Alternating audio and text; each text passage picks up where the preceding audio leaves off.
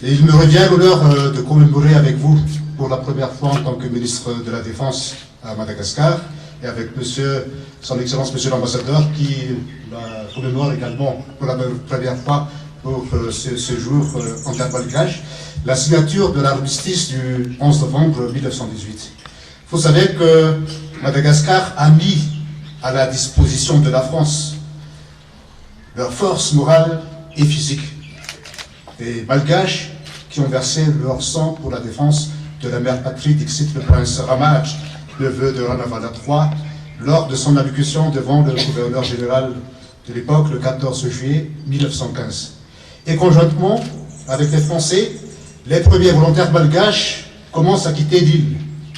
Le 29 septembre, un bataillon de 3 compagnies, formé de 650 tirailleurs, acclamés par plus de 30 000 Tananariviens, sont dépêchés vers Diego Suarez. Les 21 et 22 octobre, ils embarquent pour l'Europe à bord de 2 navires, l'Océanien et le Ville d'Alger. Quelques jours plus tard, la tribune de Madagascar adressait à ses premiers volontaires l'hommage d'un poète improvisé. Ils sont partis les tirailleurs. Ils ont quitté Tananarive. Sur leur chéchia pleuvaient les fleurs. Ils vont au loin sur l'autre rive. Le cœur ardent, l'âme expansive, le regard fier et menaçant. Excellences, mesdames et messieurs, en fait, plus de 41 000 Malgaches ont été recrutés, dont 32 000 en 1917, et envoyés dans des postes divers en Europe pour participer à la Grande Guerre.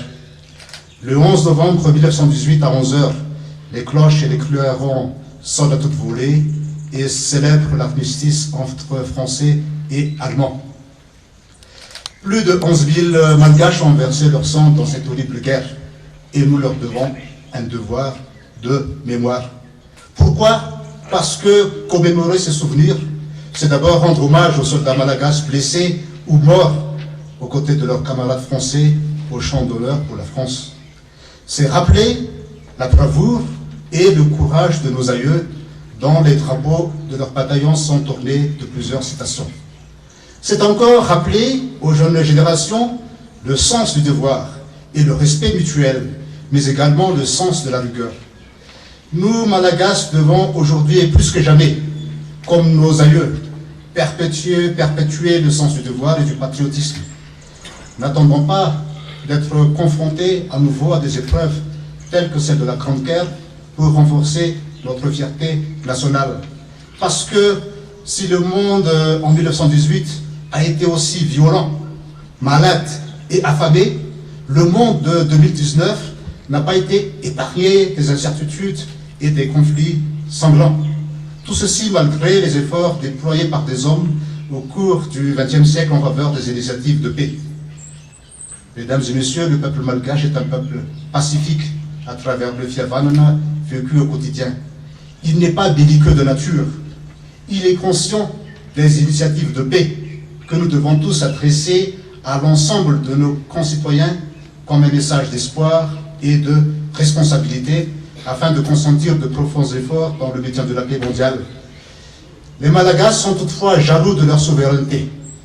Les Malagasy sont fiers de leur culture, de leur appartenance géographique, indissociable de la souveraineté nationale. Comme la nature, l'histoire a horreur du vide, et nous devons réfléchir ensemble sur l'avenir commun de l'humanité, pour une sérénité mondiale. Car, comme disait un certain écrivain, obtenir une victoire totale sur un champ de bataille pour un pays donné n'est pas toujours synonyme de rester à l'abri de nouvelles menaces. Et d'ailleurs, disait Sun Tzu, l'excellence ultime est de gagner la guerre sans livrer une seule bataille. Excellences, mesdames et messieurs, la pauvreté et la misère que vivent au quotidien une trop grande partie de nos concitoyens malgaches sont déjà des épreuves suffisantes pour afficher la solidarité nationale. Mais à quelle fin l'humanité devra-t-elle combattre? Tenir en respect la famine, se garder des épidémies, ou juste protéger l'équilibre écologique sans se soucier du droit à la vie? Mesdames et messieurs, la Déclaration universelle des droits de l'homme au lendemain de la dernière guerre est catégorique.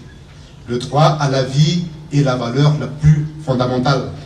Elle reflète le droit à chaque individu de disposer de sa liberté, le droit à chaque peuple de disposer de lui-même, le droit à chaque nation de disposer de son espace légitime de souveraineté. Et nous commémorons ce souvenir pour nous rappeler aussi les liens très forts qui rassemblent la France, et Madagascar. Et c'est enfin rappeler que malheureusement, le monde d'aujourd'hui connaît encore des conflits qui ne nous mettent pas à l'abri des menaces qui nous incitent à unir nos forces dans cet espace géostratégique que nous partageons, l'océan Indien. Sachons nous en souvenir pour encourager le sentiment de fierté nationale et renforcer notre coopération de sécurité dans l'océan Indien. L'histoire nous lie. Sans histoire, il nous est impossible de construire le futur. Elle témoigne de ce devoir impérieux de mémoire que nous devons à celles et ceux qui se sont battus pour le triomphe de la démocratie et la défense de nos libertés. L'oubli, Excellences, Mesdames et Messieurs, est une deuxième mort. À nous d'entretenir le souvenir de nos anciens en perpétuant leurs valeurs.